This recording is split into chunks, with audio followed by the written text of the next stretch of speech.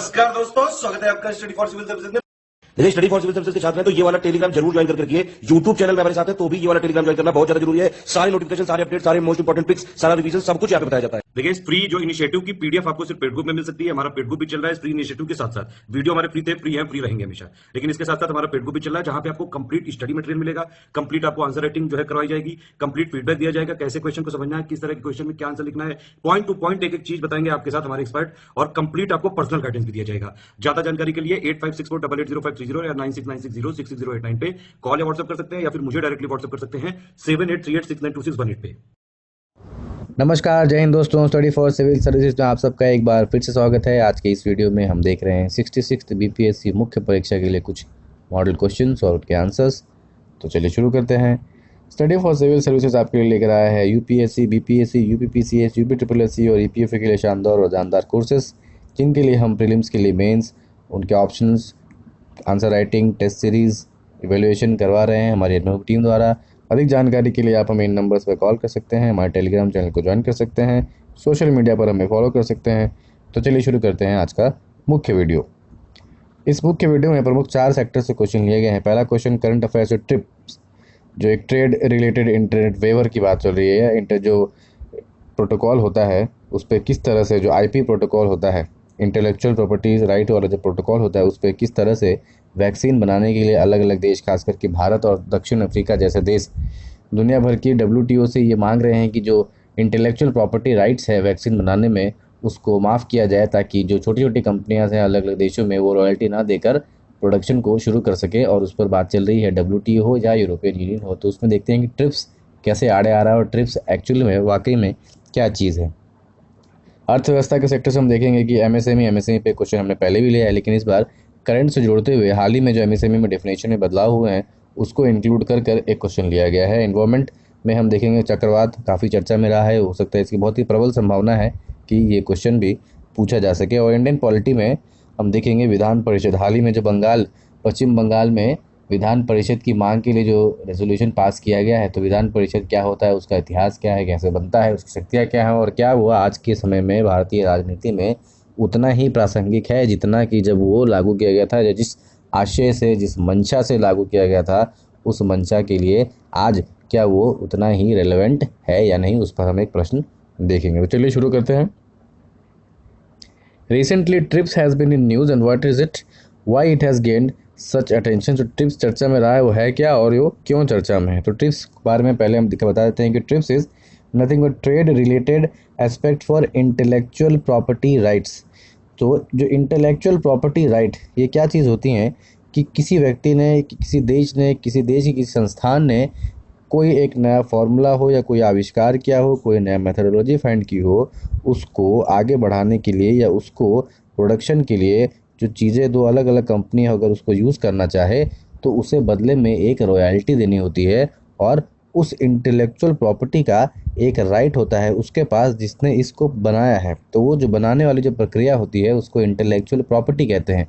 Suppose करें किसी scientist ने कोई फार्मूला बनाया, जैसे वैक्सीन की बात करते हैं, तो किसी अलग अलग कंपनी ने, संस्थान ने एक वैक्सीन का फार्मूला बनाया, उस पर उसने रिसर्च और डेवलपमेंट में बहुत खर्च किए, और उस रिसर्च एंड डेवलपमेंट में खर्च करने पर जो उसका पैसा आया उसने जोड़कर उसने कहा कि अब ये जो भी वैक्सीन बनाना चाहते हैं जो कंपनी, वो मेरे फार्मूले को यूज़ करे, बदले में मुझे थोड़ी बहुत रॉयल्टी देनी पड़ती है, और उसी को हम कहते हैं इंटेलेक्चुअल प्रॉपर्टी। ये वैक्सीन के क्षेत्र में हो, कि साइंस एंड टेक्नोलॉजी के क्षेत्र में हो, कोई गेम हो, कोई सॉफ्टवेयर हो, कोई मेडिसिन हो, कुछ भी हो सकता है।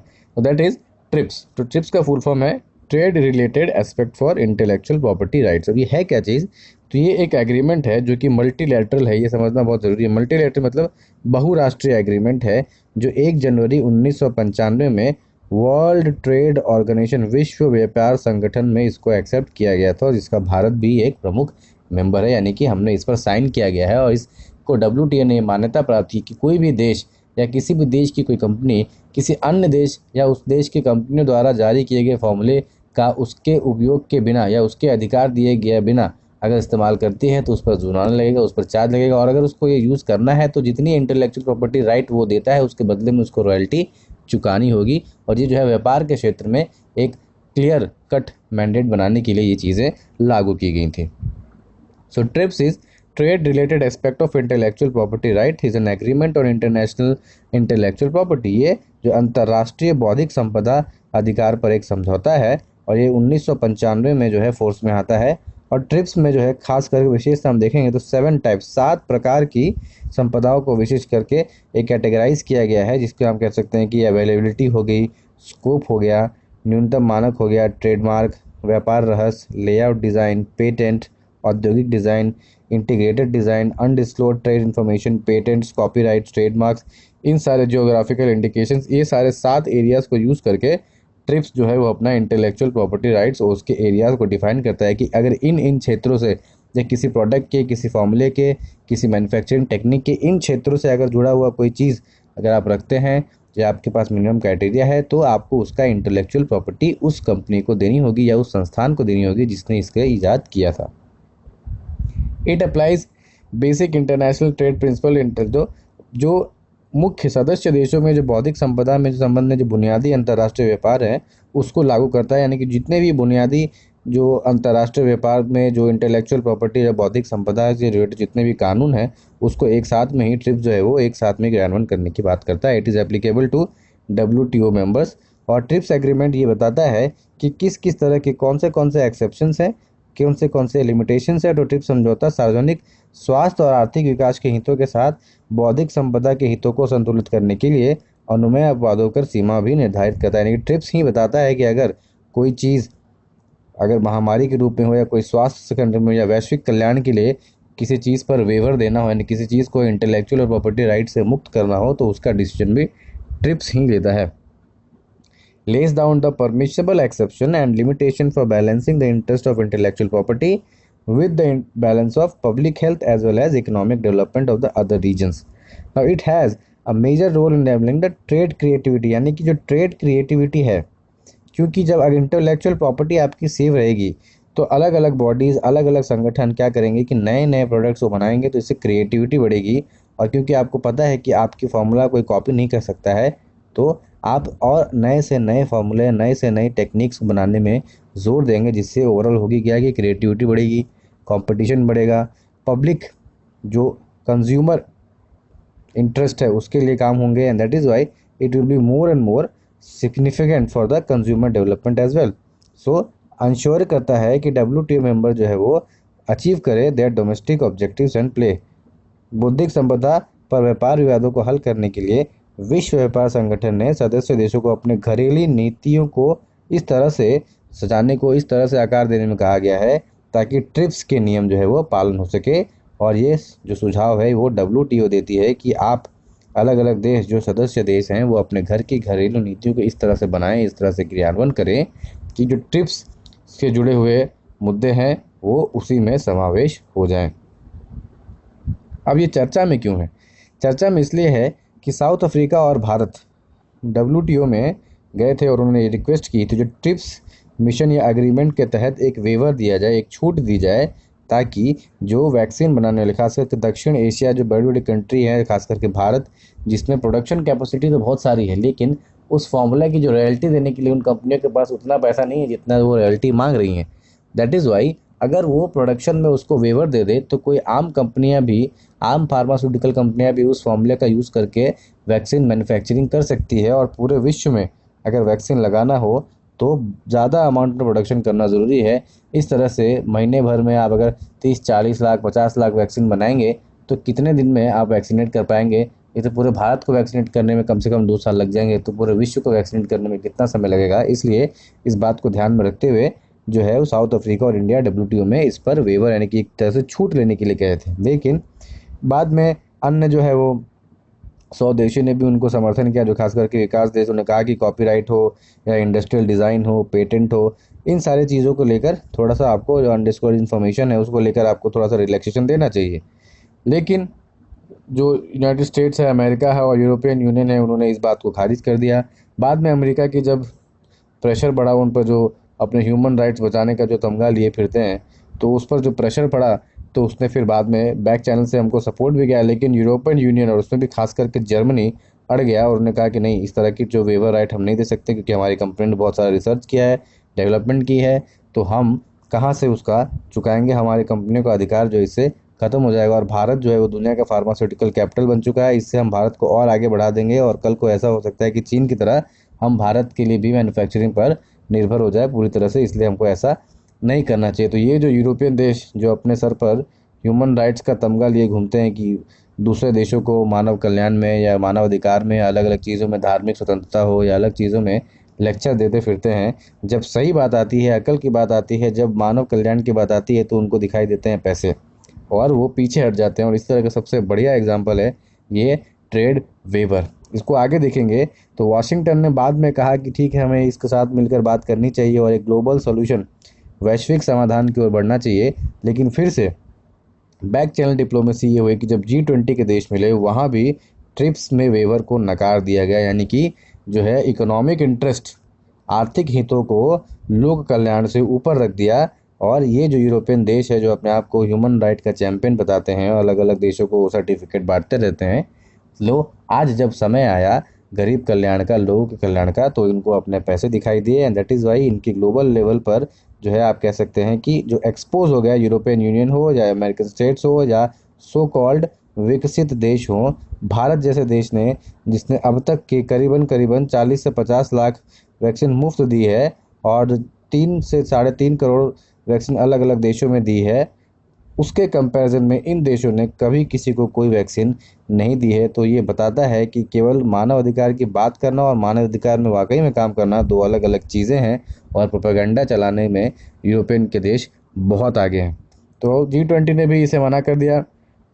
साथ में जो साउथ एशियन कंट्री, आपको पता है कि उनके पास जो है वो कम लेबर कॉस्ट में ज़्यादा प्रोडक्शन कर सकते हैं। तो अगर पूरे विश्व में, खास करके अफ्रीका हो गया, साउथ अमेरिका, जो गरीब देश हैं, यूरोप तो अपना वैक्सीन लगवा लेंगे, लेकिन जो गरीब देश हैं उन पर अगर वैक्सीन चाहिए तो भारत को मैन्युफैक्चरिंग करना ही पड़ेगा। और भारत तभी मैन्युफैक्चरिंग करेगा जब वहाँ अपने जो है स्कीम्स में वेवर देंगे, और वो वेवर देने पर उसमें राज़ी नहीं हुए, ना तो राज़ी हुए, बल्कि G20 में तो इस मुद्दे को उठाया भी नहीं गया, इतना खारिज कर दिया गया। और ये दिखाता है अंतर्राष्ट्रीय जगत की किस तरह से जो व्यापारिक मानसिकता है। आगे बढ़ते हैं दूसरे प्रश्न की तरफ कि व्हाट आर साइक्लोन्स। साइक्लोन्स क्या होते हैं, वो कैसे बनते हैं, और रिसेंट में जो उसकी भारतीय उपमहाद्वीप में क्या प्रवृत्ति रही है, चक्रवात क्या है, बनते कैसे हैं, और हाल के समय में उसकी प्रवृत्ति जो है वो क्या है। तो साइक्लोन्स के बारे में बता देंगे। चक्रवात जो है कम दबाव वाले क्षेत्र में आसपास से तेजी से आवक वायु परिसंचरण के होते हैं, यानी कि cyclones are rapid inward air circulation around a low pressure. जो कहीं भी किसी जिला में, खास करके ट्रॉपिकल रीजन्स में जब लो प्रेशर होता है तो लो प्रेशर की वजह से इनवर्ड सर्कुलेशन होता है हवा का, और एक ऐसा सिस्टम बनता है जिसको हम कहते हैं, जहाँ विंड जो है वो सर्कुलर मूवमेंट में घूमता है, और उसे हम कहते हैं चक्रवात या साइक्लोन। इसमें दो चीज़ें जानने जैसी हैं कि नॉर्थर्न हेमिस्फीयर यानी कि उत्तरी गोलार्ध में ये साइक्लोन की डायरेक्शन जो होती है वो एंटी क्लॉकवाइज होती है, और सिमिलरली दक्षिण गोलार्ध में वो होती है क्लॉकवाइज। साइक्लोन जो है खास करके जो है वो मौसम के साथ जो है, चक्रवात आमतौर पर तूफान और ख़राब मौसम है, वायलेंट स्टॉर्म्स एंड एटमॉस्फेयर। आपने देखा होगा कि जहाँ जहाँ पे जो चक्रवात आते हैं वहाँ का मौसम ख़राब हो जाता है, काफ़ी भारी बारिश होती है, तूफान होते हैं, तो they are very violent storms and bad weather. और इसी तरह से साइक्लोन को, चक्रवात को दो तरीक़ों में बांटा गया है, उनके ऑरिजिन्स और उनके जो है वो प्रभाव क्षेत्र के हिसाब से। तो पहला है ट्रॉपिकल यानी कि उष्णकटिबंधीय, और दूसरा है अतिरिक्त उष्णकटिबंधीय यानी कि एक्स्ट्रा ट्रॉपिकल, जिसे हम टेम्परेट साइक्लोन भी कहते हैं, जिसको टेम्परेट हो, ठीक है, शीतोष्ण चक्रवात कहा जाए या लैटिट्यूड कहा जाए, मिड लैटिट्यूड, फ्रंटल साइक्लोन्स और वेव साइक्लोन। तो इस तरह के साइक्लोन्स के इस तरह के डेविएशन होते हैं। जो एक्स्ट्रा ट्रॉपिकल साइक्लोन होते हैं वो टेम्परेट जोन, शीतोष्ण जगह में होते हैं, वाइल जो इसलिए उसको क्या कहते हैं कि वो पोलर रीजन्स के आसपास होते हैं, क्योंकि जो शीतोष्ण जगह है, जो शीतोष्ण उष्णकटिबंधीय अतिरिक्त जो है, अतिरिक्त उष्णकटिबंधीय यानी कि extra tropical cyclones originate near the temperate zone which are nearly into the polar regions. ध्रुवीय क्षेत्रों में उत्पन्न होने के लिए ज़्यादा जाने जाते हैं। वहीं जो ट्रॉपिकल साइक्लोन है वो ट्रॉपिकल एरिया, कर्क रेखा और मकर रेखा के बीच में जो है वो उत्पन्न होते हैं, और दे आर लार्ज स्केल। और जब टेम्परेट साइक्लोन यानी कि एक्स्ट्रा ट्रॉपिकल के कंपैरिजन में जो ट्रॉपिकल साइक्लोन्स को आप कंपेयर करेंगे तो देखेंगे कि जो ट्रॉपिकल साइक्लोन है वो ज़्यादा वायलेंट होते हैं और ज़्यादा फ्रीक्वेंट भी होते हैं। और इसी वजह से वो, क्योंकि ट्रॉपिकल रीजन में होते हैं तो ट्रॉपिकल रीजन में लो प्रेशर बनना बहुत ही आसान होता है। और दोनों में एक फ़र्क ये भी होता है कि ट्रॉपिकल साइक्लोन केवल और केवल जल के ऊपर यानी कि समुद्र के ऊपर ही बनते हैं और ज़मीन पर भूभाग को छूते ही ये नष्ट हो जाते हैं। लेकिन जो टेम्परेट साइक्लोन है वैसा नहीं है, वो जल और थल दोनों पर ही एक्टिव रहते हैं और मोस्टली आपने सुना होगा एक वेस्टर्न डिस्टर्बेंस का नाम, जो खास करके ठंडी और सर्दियों के सीज़न में जब पंजाब और उस तरह की राजस्थान वगैरह में जब बरसात होती है उसको वेस्टर्न डिस्टर्बेंस कहते हैं। कभी कभी ठंडियाँ बहुत ज़्यादा बढ़ भी जाती हैं, तो वो एक तरह का एक्स्ट्रा ट्रॉपिकल साइक्लोन ही है जो ग्रीस और मेडिटेरेनियन सी से उठते उठते भारत क्षेत्र से लेकर तिब्बत तक पहुंचता है। ट्रॉपिकल साइक्लोन जो है वो उनको आइडेंटिफाई होने के लिए, जो खास करके जो भारत वाला क्षेत्र, क्योंकि भारत जो है वो ट्रॉपिकल रीजन में है, और उस ट्रॉपिकल रीजन में आने के लिए हम ट्रॉपिकल साइक्लोन पर ज़्यादा ध्यान देते हैं। और ट्रॉपिकल साइक्लोन बनने के लिए कुछ प्रमुख चीज़ें होनी ज़रूरी हैं। सबसे पहला कि जो सी टेम्परेचर है, सी सरफेस टेम्परेचर से कहते हैं, महासागरों के ऊपर का जो उत्पन्न होते हैं वो काफ़ी तीव्र होते हैं, इसीलिए उनको 27 डिग्री सेल्सियस के तापमान वाला समुद्री सतह अगर मिलता है या 27 या 27 से ऊपर, तो उनके लिए एक आइडियल कंडीशन होता है, एक आइडियल स्थिति होती है ओरिजिनेट करने की। उसके बाद कोरियोलिस बल होते हैं, स्मॉल वेरिएशन होते हैं, और लो प्रेशर वाले इरोजन तो होते ही हैं। एंड दैट इज़ वाई ये सारे अगर रीजन्स, ये सारे कंडीशंस फुलफिल होंगे, ये सारे कंडीशंस अगर मिलेंगे, ये सारी संभावनाएं मिलेंगी, तो ट्रॉपिकल साइक्लोन जो है वो बन जाते हैं। सबसे इसमें ज़रूरी होता है कि सी सरफेस यानी कि समुद्री सतह का तापमान 27 या 27 डिग्री के आसपास रहता हो, एक कम दबाव वाला क्षेत्र हो, कोरियोलिस बल हो और बड़ा समुद्री क्षेत्र हो, तो ट्रॉपिकल साइक्लोन जो है, उष्णकटिबंधीय जो साइक्लोन है, चक्रवात है, उनकी बनने की स्थिति जो है वो ज़्यादा प्रबल होती है। अब देखते हैं कि आपने सुना होगा कि नामों में इनको कैटेगराइज किया जाता है, severe, super severe, cyclonic, deep depression. तो वो उनकी गति में यानी स्पीड, विंड की स्पीड या हवा की कितनी वेग होती है, उस वेग को क्लासीफाई करके उनको नाम दिए जाते हैं। जैसे कि अगर 31 से 50 किलोमीटर प्रति घंटा है तो सबसे कम डिप्रेशन, और सीवियर कब कहा जाएगा, जब 79 से 117 हो गया और 220 से ऊपर हो गया तो वो सुपर साइक्लोन हो जाता है। और हाल ही में जो अभी 2 साइक्लोन आए हैं, एक यास और उससे पहले जो तुक्ते आया था, तो दोनों ही वेरी सीवियर कैटेगरी के थे, यानी कि 118 से लेके 165 किलोमीटर प्रति घंटा एक अरब के सागर में आया था, और एक बंगाल की खाड़ी में, bay of Bengal and Arabian sea ओजिल। साइक्लोन्स और चक्रवात के अलग अलग क्षेत्रों में अलग अलग नाम भी किया जाता है। जैसे कि ये जो अमेरिकन क्षेत्र है, सेंट्रल अमेरिकन क्षेत्र, वहाँ पर उनका हरिकेन कहा जाता है। तो अमेरिकन दोनों कॉन्टिनेंट्स में वो हरिकेन कहते हैं, और इंडियन जो इंडियन ओशन में उसको साइक्लोन कहते हैं। जापान के आसपास उसे टाइफून कहते हैं, ऑस्ट्रेलिया में कहते हैं विली विली। तो इस तरह के इनके अलग अलग नाम हैं, और इनकी जो डायरेक्शन आप देखेंगे तो मुख्यतः ये इक्वेटर के पास ट्रॉपिकल रीजन, ट्रॉपिक्स में होते हैं, और ये किस तरह से चलते हैं, तो ये पूर्व से पश्चिम की ओर बढ़ने की इनकी जो है प्रवृत्ति आपको देखने को मिलेगी। बहुत से शहरों में देखिएगा तो जो उत्तरी गोलार्ध है, नॉर्दर्न हेमिस्फीयर में, ये बढ़ते हैं पूर्व से पश्चिम की तरफ, और ठीक उसमें भी दूसरे में आगे बढ़ते हैं। तो ये जो उनका होता है डायरेक्शन, और ये होती है उनकी कैटेगराइजेशन कि किस हिसाब से, किस गति के हिसाब से इसको सीवियर, वेरी सीवियर कैटेगरी कहा जा सकता है। इसमें आपको पूरा डेटा भले ही ना याद हो, लेकिन आप इसको 4 भले ही याद रखें कि सुपर साइक्लोन, सीवियर, डिप्रेशन और cyclonic regions. And that is why deep depression या डिप्रेशन तो आमतौर पर हर समुद्र में बनते हैं। जब वो डीप डिप्रेशन की स्पीड इतनी बढ़ जाती है तब वो साइक्लोनिक रीजन में आ जाता है। तो 60 किलोमीटर प्रति घंटा से जब ऊपर हो जाए तो वो साइक्लोन की कैटेगरी में आते हैं। उनके अलग अलग क्षेत्र में अलग अलग नाम भी होते हैं। हाल ही में जो प्रवृत्ति है वो प्रवृत्ति ये है कि ये देखने मिला है कि पहले अक्सर बंगाल की खाड़ी में ज़्यादा चक्रवात आते थे, लेकिन अब हो रहा है कि अरब के सागर में भी धीरे धीरे जो है वो ज़्यादा फ्रीक्वेंटली हमें देखने को मिल रहा है, वो और ख़ास करके ज़्यादा डिवास्टेटिंग और ज़्यादा खतरनाक।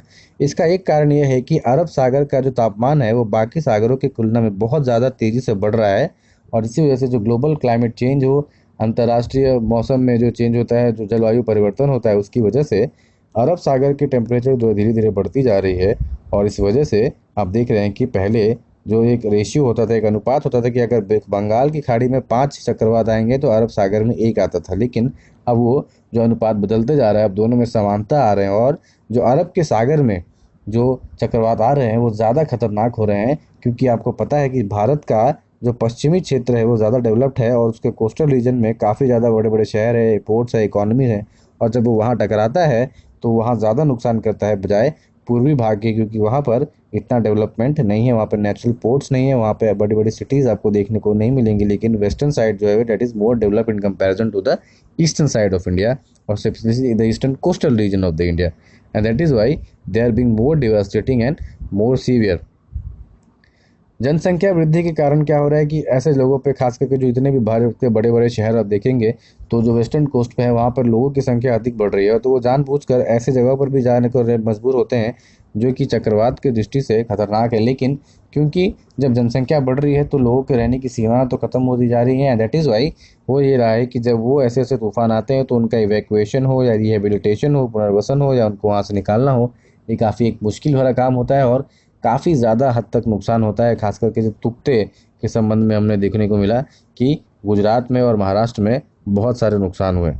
ज़्यादातर आपको पहले ही मैंने बताया कि मोस्टली पहले ये जो है वो बंगाल की खाड़ी में आते थे ईस्टर्न इंडियन ओशन में, लेकिन अब इनका जो है अनुपात जो है वो धीरे धीरे बदल रहा है और इनके आने का समय होता है मानसून से। आप देखेंगे कि 30 दिन पहले और 30 दिन बाद के समय जो है काफ़ी प्रबल होते हैं वो लोग, प्रबल होते हैं चक्रवात की उत्पत्ति और उसके वर्धन के समय में। ये रीसेंट ट्रेंड हम देख लेंगे कि 2021 से लेकर तुक्ते हुआ, निसर्ग, अम्फान, तो बंगाल की खाड़ी में कितने आए और अरब के सागर में कितने आए देखेंगे तो 5 से 1 का जो अनुपात बनता है। लेकिन अरब के सागर में जो आता है वहाँ नुकसान आप देखेंगे कि कंपैरेटिवली ज़्यादा होता है in comparison to Bay of Bengal, वो भी हाल के कुछ 3-4 सालों में अगर आप देखेंगे तो। निसर्ग हो गया, तुक्ते हो गया, अम्फान, ओक्ची, तितली, अभी यास जो अभी आ रहा है उसका भी डिटेल आप देकर एक कंप्लीट एनालिसिस आप दे सकते हैं कि डिज़ास्टर मैनेजमेंट में किस तरह से साइक्लोन क्या है और किस तरह से अगर इसका डेटा हमारे पास हो तो हम इसको और ज़्यादा सुगम रूप से हैंडल कर सकते हैं। आगे बढ़ते हैं कि what is the new definition of MSME और उससे क्या बेनिफिट होने वाली है और एमएसएमई के सिग्निफिकेंस यानी कि जो सूक्ष्म, लघु और मध्य उद्योग की नई परिभाषा क्या है, यानी कि करंट से रिलेटेड हुआ। दूसरा कि इस परिभाषा में बदलाव से लाभ क्या होंगे और भारत में या किसी भी अर्थव्यवस्था में एमएसएमई के महत्व पर हमको चर्चा करनी है। तो cabinet committee on economic affairs CEA जो आर्थिक मामले की कैबिनेट कमेटी होती है उन्होंने कुछ बदलाव किए हैं और वो बदलाव मुख्यतः आप देखेंगे तो निवेश और टर्नओवर की सीमा में वो है उसके हिसाब से उनको कैटेगराइज किया गया है। और माइक्रो को कहा गया है कि अगर 1 करोड़ का उसमें निवेश हो और 5 करोड़ का उसका टर्नओवर हो तो वो होगा सूक्ष्म इकाई। 10 करोड़ और 50 करोड़ के बीच में 10 करोड़ का निवेश और 50 करोड़ का टर्नओवर तो छोटी इकाइयाँ मीडियम इंडस्ट्रीज और small industries. And medium units को कब कहा जाएगा तो 20 करोड़ का इन्वेस्टमेंट हो और 100 करोड़ का टर्नओवर हो तो उसे मीडियम यूनिट्स कहा जाएगा। सूक्ष्म, छोटी एवं मध्य, micro, small and medium industry और एंटरप्राइजेज दैट इज एमएसएमई। इन परिभाषा में परिवर्तन का जो है वो बेनिफिट, बदलाव में लाभ क्या होने वाले हैं। तो सबसे पहले जो पुराने नियम है, आउटडेटेड नियम्स, वो हट जाएंगे। तो जो नए नियम के हिसाब से जो नई नई कंपनीज बन रही है, नए नए एंटरप्राइज बन रहे हैं, उनको ज़्यादा रूप से इसमें जोड़ना सक्षम होगा। ताकि ये लिमिट बढ़ाने से ऐसा होगा कि बहुत सी इससे भी छोटी छोटी कंपनियां हैं वो जो है उनको जो टैक्स स्लैब में आती हैं उनसे छूट मिल जाएगी। और जो मध्य की कंपनियां हैं उसका डेफिनेशन देखिए आपने अगर बढ़ाया होगा तो बहुत सी ऐसी कंपनियां जो पहले मीडियम में आती थी अब वो स्मॉल के डेफिनेशन में आएंगे, उन पर टैक्स कम लगेंगे और जिसकी वजह से उनके प्रोडक्शन में काफ़ी आपको देखेंगे फ़ायदा होगा। तो रिड्यूसिंग द कॉस्ट, लागत में कमी हो जाएगी, नई कर व्यवस्था में साथ में तालमेल रहेंगे, नए और पुराने उद्यमों के लिए क्षेत्र में सुलभ बनना होगा और इम्प्रूवमेंट ऑफ इंफॉर्मेशन एक्सेस हो या फिर aligning with the new tax regime. These are the basic benefits of the change in the definition. किसी भी अर्थव्यवस्था में और खास करके भारत की अर्थव्यवस्था में एमएसएमई का क्या सिग्निफिकेंस है तो उसमें 3 आप देखेंगे कि बड़े सबसे बड़े। तो सबसे पहला है रोजगार, जीडीपी, निर्यात, और उसके बाद देखेंगे तो इंक्लूसिव ग्रोथ है। ये तीनों ही जैसे होंगे तो जाहिर सी बात है कि जो समावेशी विकास तो होंगे ही। तो एम्प्लॉयमेंट देखेंगे तो कृषि के बाद सबसे ज़्यादा एम्प्लॉयमेंट जो रोजगार जो है वो इसी क्षेत्र से आता है और इट प्रोवाइड्स अराउंड 120 मिलियन लोगों को ये जॉब प्रोवाइड करते हैं। सिग्निफिकेंट जीडीपी में क्या है तो जीडीपी का 8% है ये एमएसएमई से आता है और टोटल मैन्युफैक्चर यानी कि जो हमारे उत्पादन है, टोटल हम मैन्युफैक्चरिंग करते हैं उसमें से 45% जो है वो एमएसएमई सेक्टर का भी आता है। एक्सपोर्ट में भी ये हमारा टोटल एक्सपोर्ट का, कुल एक्सपोर्ट का 40% जो होता है वो एमएसएमई सेक्टर से आता है। तो ये बहुत ही बड़ा सेक्टर है और बहुत ज़्यादा रोजगार भी देता है और इन तीनों में कंट्रीब्यूशन की वजह से ये एक समावेशी विकास को आगे बढ़ाता है। बढ़ते हैं अगले क्वेश्चन की तरफ कि discuss the evolution of legislative council, Bharat में या भारतीय राजनीति में विधान परिषद किस तरह से आया, किस तरह से उसका निर्माण हुआ, गठन की प्रक्रिया के बारे में बताना है, फॉर्मेशन और आज के उसके रेलेवेंस के बारे में। तो लेजिस्लेटर ऑफ टू हाउसेस जो 1919 मॉन्टेग्यू क्लेम्सफोर्ड रिफॉर्म आते हैं, ठीक है, इसमें गवर्नमेंट ऑफ इंडिया एक्ट 1919 भी कहते हैं, उसमें भारत में पहली बार द्विसदनीय व्यवस्था यानी बाई कैम्ब्रल लेजिस्लेचर की स्थापना होती है, लेकिन वो जो है वो सेंट्रल लेवल पर होता है। और 1935 में जब गवर्नमेंट ऑफ इंडिया एक्ट आती है तो वहाँ पे जो द्विसदनीय व्यवस्था है वो प्रोविंसेस यानी कि राज्यों में ही फैलती है। तो इसका इतिहास जो है विधान परिषद का वो 1935 से देखने को मिलता है, खास करके प्रोविंसेस में। संविधान के आर्टिकल 168 में यह अनुच्छेद दिया गया है कि किस तरह से लेजिस्लेटिव असेंबली चाहे तो लेजिस्लेटिव काउंसिल बना सकती है और उसको एक रेजोल्यूशन, एक संकल्प पत्र पारित करना होगा जो 2/3 बहुमत से पास होना चाहिए और फिर वह जो है पार्लियामेंट में जाता है। पार्लियामेंट के दोनों सदनों से सिंपल सामान्य मेजोरिटी से उसको पास होना पड़ेगा और तभी जाकर एक विधान परिषद बन सकती है। यानी कि इसमें केवल और केवल राज्य अपनी इच्छा से विधान परिषद नहीं बना सकते, इसमें केंद्र की आवश्यकता होती है, केंद्र का भी असाइनमेंट होना अति आवश्यक है। और हाल ही में अगर आप देखेंगे करेंटली तो बिहार, उत्तर प्रदेश, महाराष्ट्र, आंध्र एंड तेलंगाना, जो आंध्र तेलंगाना पहले एक साथ में थे, उससे पहले जम्मू कश्मीर में भी था, लेकिन जम्मू कश्मीर को जब हमने यूटी बना दिया तो फिर वहाँ से लेजिस्लेटिव असेंबली और असेंबली दोनों ही हट गई। तो अभी जो है फिलहाल 6 राज्यों में है, बिहार, उत्तर प्रदेश, महाराष्ट्र, आंध्र तेलंगाना और कर्नाटक। पहले आंध्र तेलंगाना एक ही थे तो दोनों का एक ही विधान परिषद था, अलग अलग हो गए, अभी तक उसमें कैंसलेशन नहीं हुआ है, वो कंटिन्यू चल रही है। दूसरे सदन की स्थापना केवल राज्य सरकार के हाथ में हो ऐसा नहीं है, उसमें केंद्र सरकार भी अहम भूमिका निभाती है। अहम क्या, सबसे ज़रूरी भूमिका निभाती है। जब तक कि केंद्रीय पार्लियामेंट से जो है वो संसद इसको पास ना कर दे, वो भी संसद के दोनों सदन, तब तक जो है वहाँ से नहीं मिल सकता उसे। 2010 में असम विधानसभा हो और 2012 में राजस्थान विधानसभा ने भी एक संकल्प पत्र पारित करके जो है वो लेजिस्लेटिव असेंबली विधान परिषद की मांग की है, लेकिन वो दोनों ही बिल अभी पार्लियामेंट में अटके हुए हैं। और हाल ही में ये चर्चा में इसलिए आया है क्योंकि बंगाल की मुख्यमंत्री श्रीमती ममता बनर्जी के नेतृत्व में बनने वाली पश्चिम बंगाल की टीएमसी लेड सरकार ने एक संकल्प पत्र पारित करके विधान परिषद की मांग की है। अब देख लेते हैं उसके कंपोजिशन की। तो उसमें कैसे कैसे कंपोजिशन होते हैं। तो number of members to be elected, ठीक है, तो उसको अब वोट कौन कौन करेंगे, यानी कि 1/12 जितनी भी उनकी सीट है उसको 1/12 लोगों में केवल ग्रेजुएट लोग वोट करेंगे। बाकी के 112 में केवल टीचर लोग वोट कर सकते हैं। बाकी के 1/3 में जो वहाँ की लोकल अथॉरिटीज़ है, म्यूनसिपल अथॉरिटीज़ है, वो वोट करेंगी। और बाकी के 1/3 में वहाँ के असेंबली मेंबर्स का वोटिंग होगा और जितने बचे उसको फिर वहाँ के गवर्नर साहब जो है वो नॉमिनेट करेंगे। यानी कि अगर आप देखें तो ये 3 चीज़ें, लोकल अथॉरिटीज़ हो गई, असेंबली मेंबर हो गया और नॉमिनेशन बाय गवर्नर, यानी कि 1/3 और प्लस 1/6। तो ये जो 1/3 प्लस 1/3 प्लस 1/6 जो है ऑलमोस्ट नियर अबाउट 2/3 जो है वो सरकार के ही हाथ में होता है कि वो किस तरह से अपने लोगों को एक बैक डोर एंट्री, वो लोग जो चुनाव नहीं जीत पाते हैं उनको विधान परिषद के मामले से ये देखा गया है कि एक बैक डोर एंट्री देखकर मंत्री बनाने के लिए जो है वो इसका इस्तेमाल किया जा रहा है। जो पहले विधान परिषद का जो आशय था कि ये था कि मेजॉरिटी पॉलिटिक्स हो, जबकि मेजॉरिटी पॉलिटिक्स में कभी कभी सरकारें जो हैं वो मेजॉरिटी के फॉर्म में बहुमत के पक्ष में कोई ऐसा निर्णय न ले ले जो न्याय संगत और संविधान संगत ना हो, उस पर एक चेक एंड बैलेंस करने के लिए विधान परिषद का गठन किया गया था। लेकिन हाल ही के दिनों में ये देखने मिला है कि ये क्या कर रहे हैं, ये बैक डोर एंट्री करा रहे हैं। ज़्यादा से ज़्यादा मिनिस्टर, बड़ी बड़ी पार्टियों के ज़्यादा से ज़्यादा सदस्य होते हैं, तो मिनिस्टर में सबको इंक्लूड करने के लिए क्या करते हैं, वो विधान परिषद से टिकट दे देते हैं जहाँ उनको चुनाव लड़ना नहीं पड़ता, उनके अपने आदमी होते हैं। और क्योंकि मिनिस्टर बनने के लिए आपको किसी भी एक सदन का सदस्य होना आवश्यक होता है, तो वहाँ से उसका सदन का सदस्य बना देते हैं और उनको मिनिस्ट्री बनाकर सरकार में पीछे के दरवाजे से बैक डोर एंट्री करवाते हैं। कहीं कहीं राज्यों में हम देखें कि बड़े बड़े मुख्यमंत्री भी विधान परिषद से ही आते हैं। तो ये कहीं ना कहीं एक लोकतंत्र का अपमान है कि चुना हुआ मुख्यमंत्री भी जो है, मुख्यमंत्री जो जनता के बीच से चुन कर आना चाहिए, वो कभी कभी विधान परिषद के बीच से जा रहा है। खास करके मंत्रियों को विधान परिषद की सीट के बदले ये भी देखने मिला है कि कहीं कहीं पार्टी टिकट खरीद फरोख्त भी इसको होता है। अलग अलग पार्टियां विधान परिषद की सीट को बेचकर चंदा कमाती हैं और वो जो है लोग जो है MP फॉर सेल, यानी MP की सीट, मेंबर ऑफ पार्लियामेंट हो या member of legislative MLC for sale, इस तरह के इवन कहीं कहीं राज्यसभा सीट भी ऐसे ऐसे व्यक्ति को सेंट्रल पार्टियां देती हैं जो कि उनके पक्ष में बात करते हो। तो ये जो बेसिक आइडिया था कि इंटेलेक्चुअल लोगों को, पढ़े लिखे लोगों को, संविधानविद को, किसी विशेष क्षेत्र में उत्कृष्ट लोगों को ये सीट दी जाए ताकि उनके अधिकार और उनके हितों की बात हो, लेकिन वो ना होकर हो ये रहा है कि इसका राजनीतिक इस्तेमाल हो रहा है। और इसीलिए most of the powers and functions are of the customary nature, क्योंकि उसके पास अपने कुछ शक्तियाँ वैसे भी नहीं है। आपको पता है, या तो वो मनी विधेयक हो, धन विधेयक हो, मनी बिल हो, या कोई ऑर्डिनरी बिल हो। मनी विधेयक में तो उसको 14 दिन के अंदर पास करना ही है, और कोई उसका अमेंडमेंट मानने के लिए विधान सभा जो है, विधान परिषद के किसी भी विचार को मानने के लिए बाध्य नहीं है।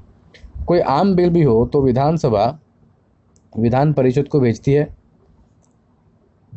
और 1 महीने के अंदर अंदर उसे फिर से अमेंडमेंट अगर किया है, कुछ सुझाव देते हैं तो उसको भेजना होता है। और अगर उस पर विधानसभा अगर राज़ी ना हो, यानी विधानसभा ने कोई बिल पास किया, विधान परिषद ने उस पर कोई अमेंडमेंट दी, कोई चेंजेस बताए, और अगर विधानसभा उस पर राज़ी ना हो तो उसे कुछ समय अवधि के बाद अगर विधान परिषद पास ना भी करे तो भी उसे पास किया हुआ मान लिया जाता है। यानी कि विधान परिषद केवल और केवल जो है रोल होता है, वो केवल जो है जागरूकता, वो सिर्फ एक मीडिया में या लोगों के बीच में ये ला सकती हैं कि हम इसका विरोध कर रहे हैं, आपको इसको नहीं बताना। यानी सरकार की आलोचना केवल कर सकती है, वो भी सरकार की नहीं, विधान परिषद जो है वो विधानसभा के उठाए गए निर्णयों पर एक चेक एंड बैलेंस के रूप में केवल रेटोरिक तौर पर, नारेबाजी के तौर पर, केवल प्रोपेगेंडा के तौर पर दिख सकती है। असल तौर पर कोई उसमें चेंजेस नहीं कर सकती। जिस तरह से आप देखेंगे कि लोकसभा और राज्यसभा के बहुत से मामलों में समान शक्तियाँ होती हैं, लेकिन विधान परिषद और विधानसभा की शक्तियाँ उतनी समान नहीं होती। इवन इसमें ज्वाइंट सीटिंग का भी कॉन्सेप्ट नहीं है। विधान परिषद और विधानसभा में ज्वाइंट सीटिंग का कॉन्सेप्ट भी नहीं दिया गया। वो केवल 2 बार ही साथ में बैठते हैं, जब पहली बार चुनकर आते हैं, सरकार बनती है तब, और दूसरा जब पहला सदन का पहला सत्र होता है, हर सत्र में जब पहला मीटिंग होता है, जब गवर्नर साहब एड्रेस करते हैं तब। उसके अलावा इनके पास कोई विशेष शक्तियाँ नहीं है। वो केवल अपने बात को उजागर करके अपने विरोध को व्यक्त कर सकती हैं, और पब्लिक में इसके प्रति एक क्रिएशन और अवेयरनेस फैला सकती हैं कि ये चीज़ें कोई गलत है तो आप इसका विरोध करें। इसके अलावा उनको एक तय सीमा के तहत अगर उस बिल में अमेंडमेंट दिया हो या ना दिया हो, उसको अगर वो पास नहीं करते हैं तो उसे पास कर लिया मान लिया जाता है। वो 3 महीने की अवधि होती है, कहीं कहीं पे किसी राज्य में 1.5 महीने की अवधि होती है। तो उसका जो कोई प्रासंगिकता आज के समय में देखने नहीं मिलती। उसके अलावा उसमें सेक्रेटरीट होते हैं, उसमें MP होते हैं, MLC बनाइए, उनको सुविधाएं दीजिए, घर, गाड़ी, बंगला, स्टाफ, OSD, उनमें अलग अलग खर्च होते हैं। ये सारे खर्च करने की अभी खास करके कोविड के समय में बिल्कुल भी आवश्यकता नहीं है। इन खर्चों पर रोकने की आवश्यकता है, और लोकतंत्र वही होना चाहिए जो जनता द्वारा चुना गया मिनिस्टर हो या मेंबर पार्लियामेंट हो, मेंबर जो लेजिस्लेटिव परिषद है, MLC का कुछ खास रोल अब के समय में रह नहीं गया है। राज्यसभा से इसकी तुलना करना निरर्थक है, और इसीलिए आज के समय में भारतीय राजनीति में इसकी प्रासंगिकता उतनी नहीं दिखती जिस उद्देश्य से लाया गया था। तो ये था आज का वीडियो। मिलते हैं आपसे अगले वीडियो में, तब तक के लिए जय हिंद, जय भारत।